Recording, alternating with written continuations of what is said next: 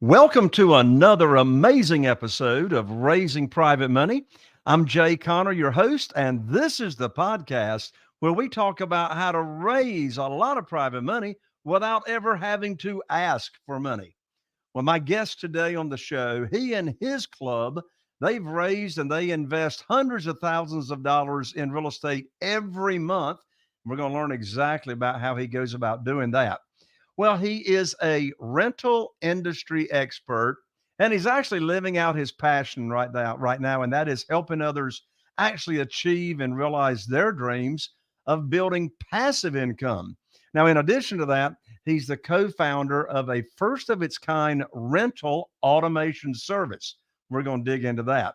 Now, he's got a long list of specialties, which include he's an expert in e-commerce management, digital strategies, conversion rate optimization, pay-per-click advertising, website layout design, sales funnel optimization, real rental industry trends. I mean, you name it, pretty much anything about real estate investing, he's got some experience with.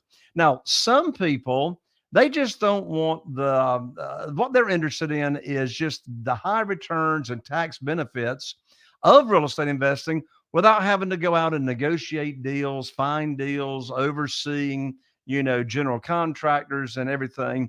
And they just don't want the headaches of becoming a landlord themselves.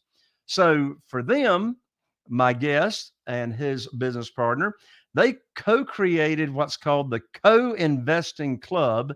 And we're going to talk about what in the world co-investing is, and also created what's called Fire from Real Estate program. And that's to help people invest passively in real estate syndications. In fact, my guest is now one of those passive investors, as he spends most of the year and his time traveling, overseas and other continents with his wife and his daughter. Well, with enough passive income from real estate, you're going to reach financial independence. You can live off the rent, your distributions, and then your day job that you've had can actually become optional.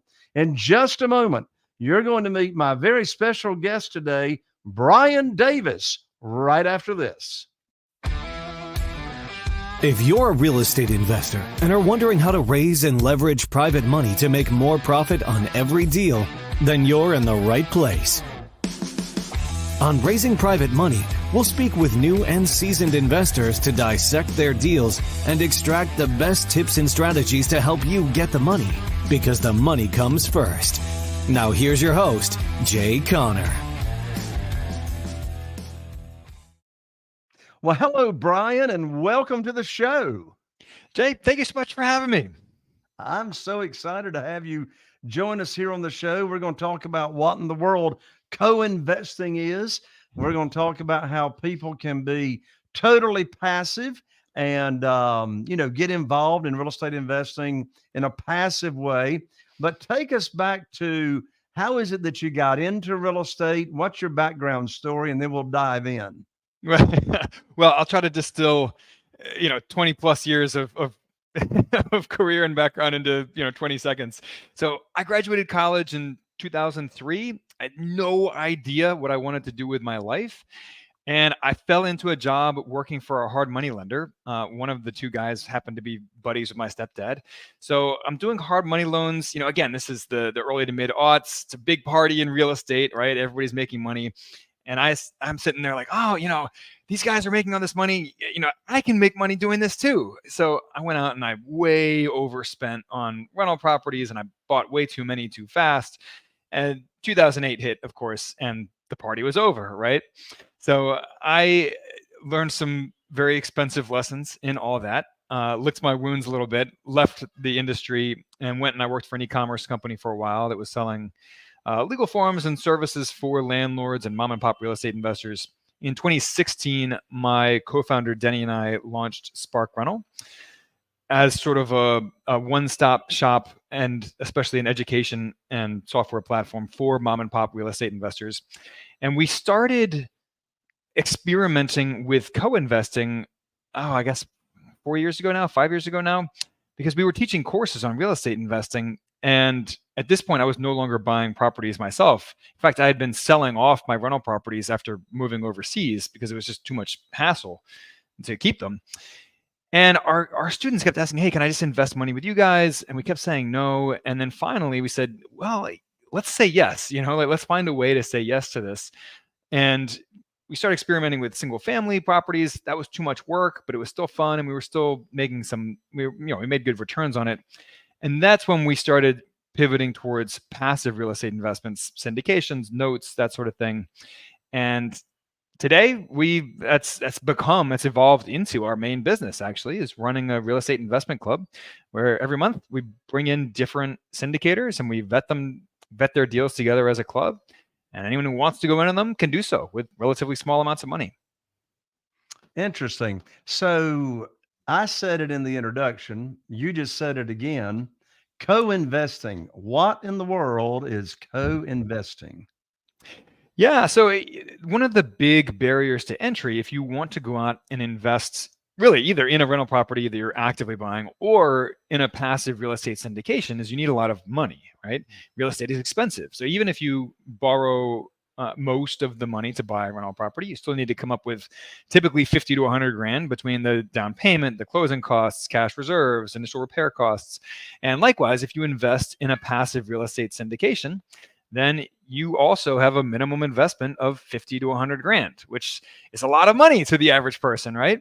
So we want to be able to invest small amounts of money across a lot more investments. We can diversify.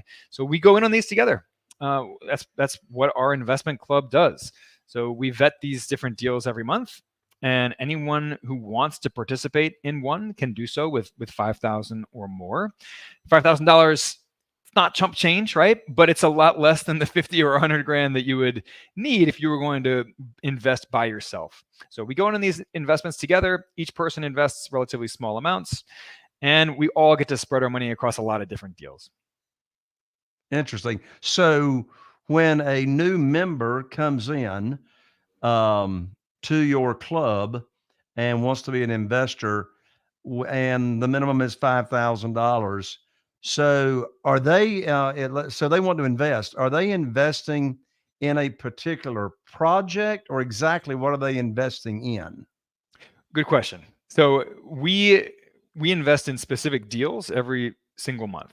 So we will invite a sponsor, also known as a syndicator or a general partner or an operator, whatever term you want to use. They have a deal. We invite them to come and talk to our club members about their deal. And any of our club members who want to invest in that deal can do so. We'll create a unique LLC, a single purpose LLC, specifically for that deal. And we will list every participating member as an owner in that LLC, proportionate to whatever they invest. Mm-hmm. And the LLC then becomes the limited partner, the passive investor in that syndication deal. And one question that my partner and I get a lot, or people will say, "Oh, so is this a fund of funds?" It is not a fund of funds. My partner and I don't get a cut of any of the money that's invested. Quite the opposite. We're actually investing our own money in these deals alongside of our members. So we are really just one more member in the club. We just happen to be the ones who are administering the club and sort of handling, the administrative duties of the club. Mm-hmm. But yeah, we're right there in the trenches alongside of our members, putting our own retirement investments in these deals every month. So yeah, that's how it works in a nutshell. So typically, how long are these? Is someone invested in a particular deal? Every deal is different. I mean, we've seen deals as short as we've invested in a 6-month rolling note a couple months ago. Where people can withdraw their money anytime with 6 months notice. We invested in a short-term 9-month note at one point last year. We have looked at syndication investments that are, 1-year term, maybe 2 years. The average deal is more like, 4 to 6 years, 5 years as sort of an assumed middle ground for some of these. Some will end up being shorter, 3-4 years. Some will end up being longer. Some of them are actually designed as very long-term deals where the sponsor plans to refinance within 3, 4, 5 years, return all of our investment capital to us, but we retain ownership interest in the property. We keep collecting cash flow on it, even though we've gotten our initial investment back. Sometimes people refer to those as infinite returns deals. So it just depends on the deal. But as a broad rule of thumb, they say assume 5 years or so for the typical deal. So that's where we go into it with that long-term mindset for every deal. Right. What type of real estate is it that they're investing in? And that may vary as well. Is most of it apartments or no? So the bread and butter of real estate syndications is typically multifamily. So, I would say we do more of those deals than other property types. But one of our core values as a club is diversification. So we want to invest in as many different property types as possible. So that includes things like retail, industrial, mobile home parks. Um, yeah, I mean, we've done storage. We've done, you name it, we've done it.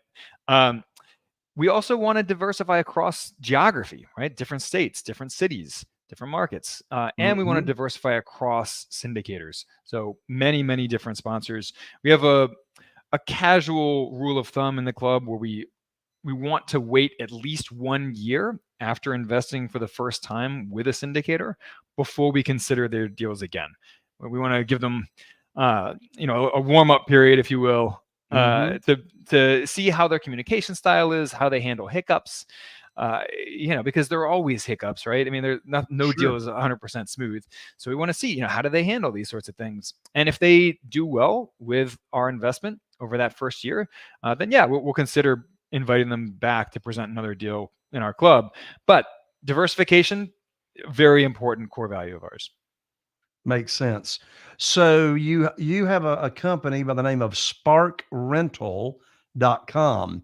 Now, is Spark Rental separate and apart from your investing club, or is that the investing club? SparkRental is just the name of our business at large, and then the co-investing club is one of the services that we offer through SparkRental. We have a blog, we have a podcast, we sell courses, we have free classes and courses, we have rental automation software, but our core business has actually become this investment club. Gotcha. And to learn specific information and more information about the investment club, is that the URL sparkrental.com/co-investing? Yes, it is. Okay, perfect. So now, in addition to the investment club, one thing that I had read about you, Brian, is that you and your business partner, you've got free resources for people to check out. Some of those free resources you've got is the rental income calculator, the depreciation calculator. Then you've got interactive maps such as best cities for rentals, real estate, heat maps. Talk about those resources and what kind of benefit they would be to, say, a landlord or someone that's interested in that. Yeah, so we love free tools, right? uh, we've built a bunch of free calculators for real estate investors on our site. Now, these are more for active real estate investors, people who are wanting to go out buy single family rentals, multifamily properties. So we have a rental cash flow calculator, which it's embarrassing to say now, but when I was in my 20s, when I was going out and starting to buy properties, yeah, I still thought that cash flow was the rent minus the mortgage. And way too many novice real estate investors are laboring under these delusions, right? People don't realize that you have to account for these irregular but inevitable expenses like vacancy rate, like property management costs and repair costs, maintenance costs. So you have to take these kinds of costs into account as a rental investor. We have an internal rate of return calculator, loan amortization calculator. We have a depreciation calculator. I mean, depreciation is one of those great tax benefits of real estate, right? Where you show a loss on paper on your tax return, even as you're collecting cash flow in real life. So yeah, we're big on financial independence. We have a fire calculator. We have a house hacking calculator. I'm a huge proponent of house hacking to eliminate your housing payment to free up more money to invest, right? Because the higher your savings rate, the faster you will build passive income, build wealth, reach financial independence, all those things that you want as an investor, right? So yeah, bunch of calculators. They're all free. We have a bunch of interactive maps, which are also free. Starting with rent price ratios for the 300 largest cities in the country, just as a quick and simple tool to help you identify markets that maybe you haven't considered yet if you're a rental investor. We have a housing heat map showing county by county and also city by city how quickly markets are appreciating in value over the last 1 year, over the last 5 years. We have a cooling markets map showing where are prices going down around the country, where are rents going down around the country, which, by the way, almost never happens. It's very rare for rents to decline. We have actually seen that over the last year, over the last 18 months. We've seen a surprising number of markets have rents decline, and that's unusual, but it does happen, right? So anyway, we a bunch of free tools on the site. Our rental software is free for up to 3 units. So for mom and pop landlords, it's a great resource. That's awesome. Again, those free resources are at SparkRental.com, right, Brian? Absolutely. Awesome. So how would you describe in the business, we call it your avatar. What we're talking about is your ideal customer, or what does your average client look like that is, subscribing, like in the co-investing club? Yeah, so our average member in the co-investing club, these are working professionals. They are very busy. A lot of them have kids, have families. They work full time. Plus, they love the idea of investing in real estate, getting the cash flow, the appreciation, the tax benefits. What they don't love is the idea of creating a side hustle around real estate investing. And when you go out and you become a landlord and you buy rental properties under your own name or under an LLC name, that's what you are creating. You're creating a side hustle for yourself, basically. And there's nothing wrong with that if that is your goal. If you are passionate around building a side business around real estate, then again, that's great. I would never discourage anyone from that. But for a lot of working people, they just want the benefits of real estate as part of their investment portfolio.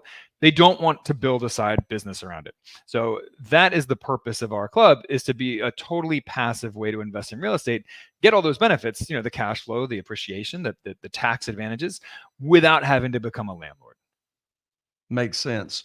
So do you have coaching or services for landlords that want to stay landlords and don't want to be in the co-investing club, or is your primary focus now the co-investing club? Yeah, so we have a ton of tools and blog articles and podcast episodes all about landlording and rental investing on our site. Again, we would never discourage anyone from going that route. We have over 400 articles in our library, and I would say 2/3 of them are really revolving around rental investing and active real estate investing. So we have plenty of tools and resources, like we said, interactive maps, calculators, which are largely designed for active real estate investors.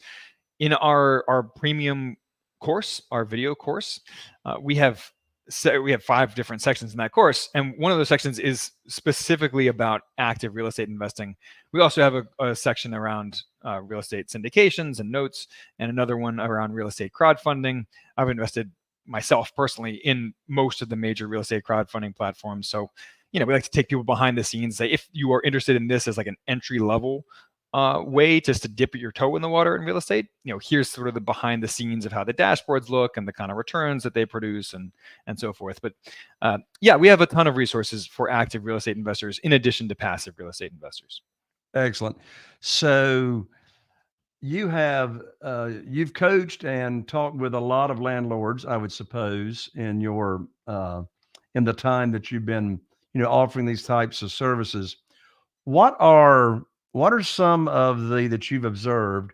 What are some of the most common pain points and problems that active landlords have faced or are facing? And how do you recommend and what advice have you given on how to fix it? Yeah, so we already touched on cash flow. That is something that the average newbie real estate investor just does not understand how to forecast. But it's one of the most important things that you need to learn before you ever invest a penny in real estate. So as just a wake up call, as a way to kind of shake new investors, we teach the 50% rule as just a very loose rule of thumb, that 50% of the rent will end up going to non-mortgage expenses when averaged over the long term. So that's things like vacancy rate, property management costs, repairs, maintenance, property insurance, property taxes, accounting, those sorts of things. So yeah, and the average person will say, well, then how will I ever find a property that cash flows well? That's impossible. And then we say, exactly, like it's hard, right? Now you're starting to get it, that it's hard work to find properties that do cash flow well. And a lot of people, especially in more expensive coastal markets, end up saying, well, there are no properties that cash flow well near me. So they start looking elsewhere throughout the country, but that presents a whole nother set of challenges when you invest long term. You really need to have a built out team on the ground if you're going to invest long distance. And again, that takes another set of skills, right?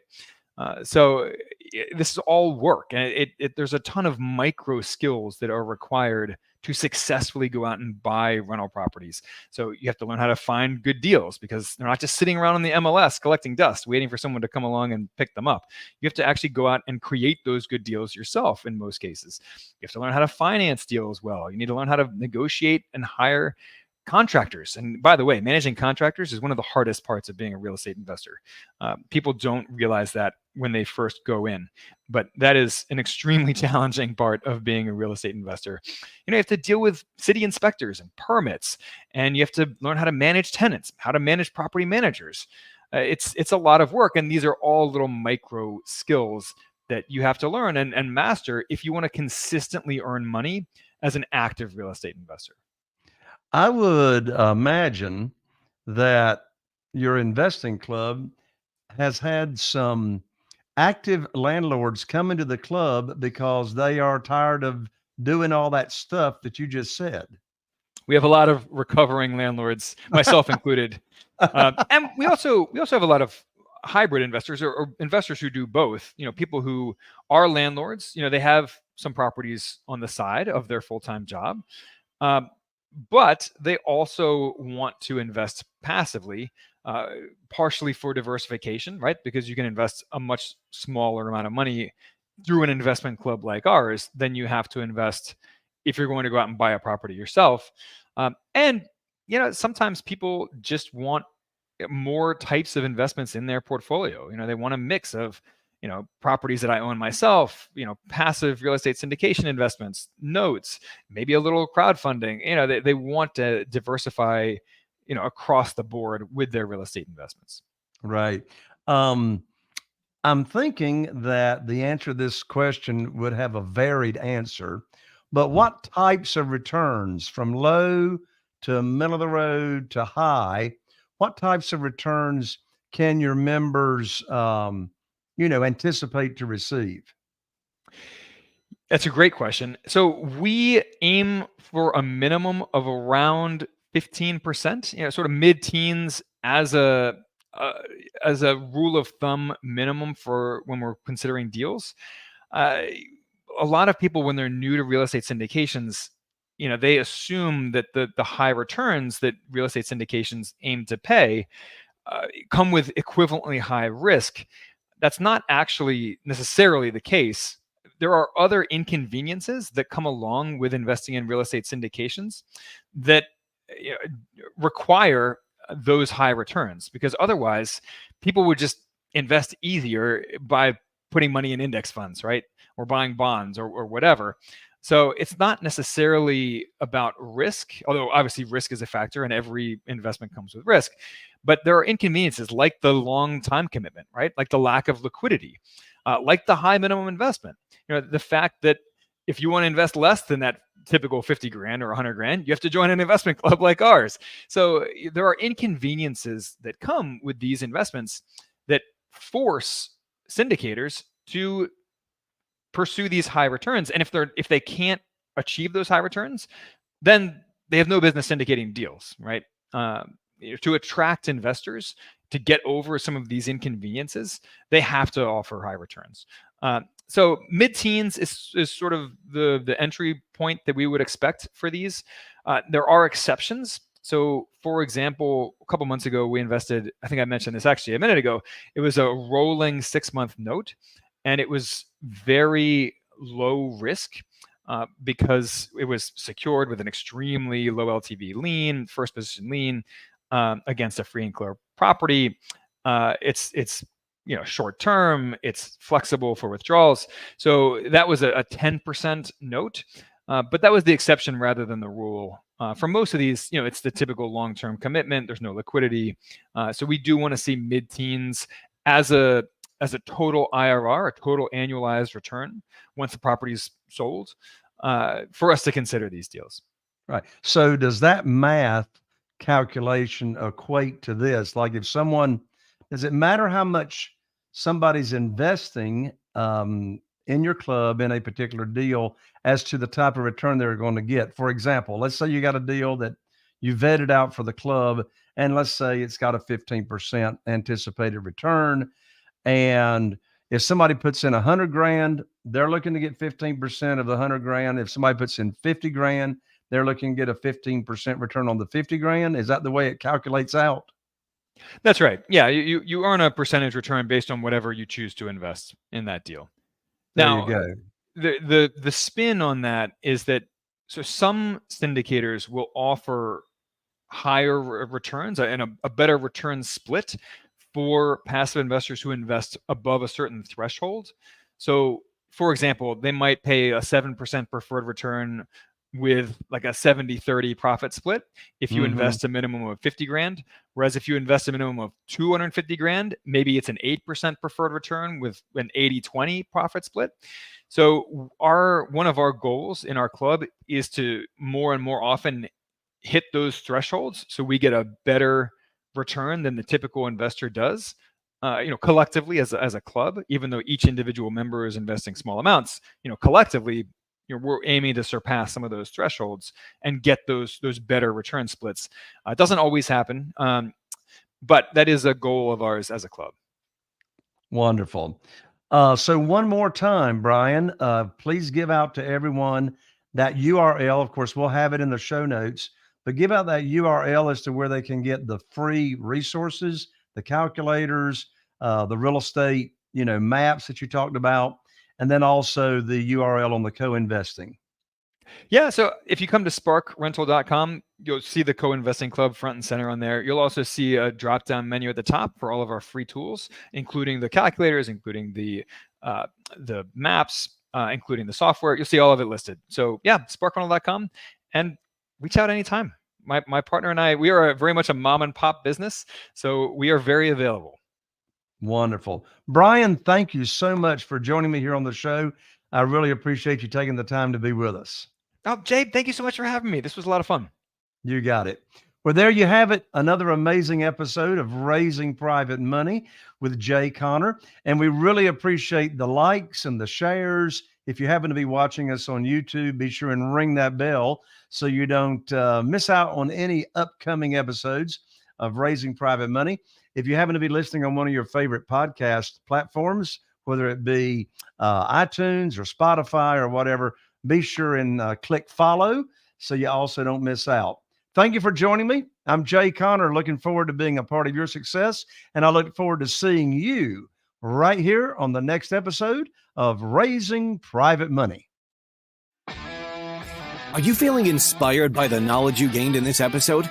Then head over to jconner.com/moneyguide. That's jconner.com/moneyguide and download your free guide that shares 7 reasons why private money will skyrocket your real estate investing business right now. Again, that's jconner.com/moneyguide to get your free guide. We'll see you next time on Raising Private Money with Jay Conner.